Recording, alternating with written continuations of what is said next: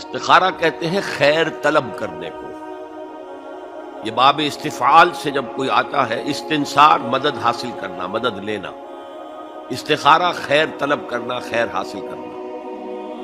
اور اس کی ایک دعا جو ہے وہ ایسی ہے کہ جو حضور نے، صحابہ کہتے ہیں، ہمیں ایسے سکھائی جیسے قرآن، یعنی اتنے اہتمام کے ساتھ وہ دعا سکھائی.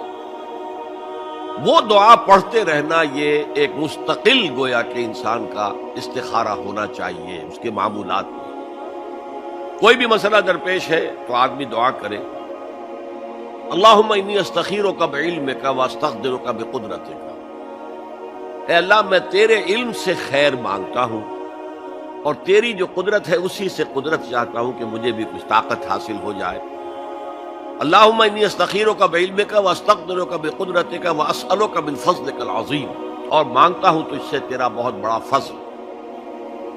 اللہم ان کنت تعلم ان ھذا الامر خیر لی فی دینی ومعاشی وعاقبۃ امری.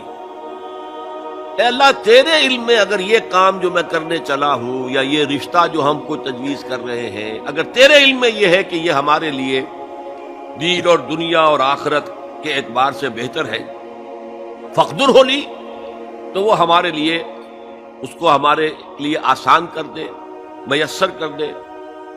میسر ہو لی، اسے ہمارے لیے آسان کر دے. ثم بارک لی فی، اور پھر اس میں ہمیں برکتیں عطا فرما. وَإِن كُنتَ تَعْلَمُ أَنَّ هَذَا الْأَمْرَ شَرٌّ لِّي فِي دِينِي وَمَعَاشِي وَعَاقِبَةِ أَمْرِي، اور اگر تیرے علم میں یہ ہے کہ یہ کام ہمارے لیے شر ہے، برائی ہے، دین میں بھی، دنیا میں بھی، اور عاقبت کے اعتبار سے بھی، فَاصْرِفْهُ عَنَّا یا عَنِّي، تو پھر اس کام کو مجھ سے دور کر دے. وَاصْرِفْنِي عَنْهُ، اور مجھے اس سے دور کر دے، اسے مجھ سے دور کر دے. وَاقْدُرْ لِي الْخَيْرَ حَيْثُ كَانَ ثُمَّ أَرْضِنِي بِهِ، اور اللہ خیر جہاں بھی ہو تیرے علم میں وہ ہمارے مقدر میں کر دے، اور پھر ہمیں اس کے اوپر راضی بھی کر دے.